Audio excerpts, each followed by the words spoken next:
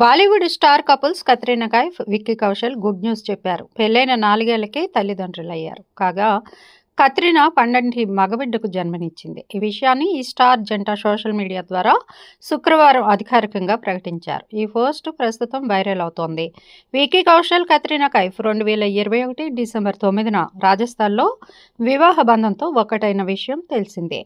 అప్పటి నుంచి కత్రినా తల్లి కానున్నట్లు ఎన్నోసార్లు వార్తలు వచ్చాయి. ఇక ఈ ఏడాది సెప్టెంబర్ 23న తాము తల్లిదండ్రులు కాబోతున్నట్లు ఈ జంట ప్రకటించిన విషయం తెలిసిందే. ఈ మేరకు బేబీ బంప్తో ఉన్న ఫోటోను కత్రినా తన ఇన్స్టాలో పోస్ట్ చేసింది.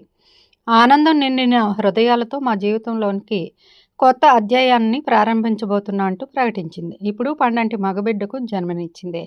ఈ విషయం తెలుసుకున్న అభిమానులు, నెటిజన్లు, సెలబ్రిటీలు కత్రినా, విక్కీకి శుభాకాంక్షలు తెలియజేస్తున్నారు. మా వీడియోస్ కనుక మీకు నచ్చినట్లయితే లైక్ చేయండి, షేర్ చేయండి, ప్లీజ్ సబ్స్క్రైబ్ చేయండి.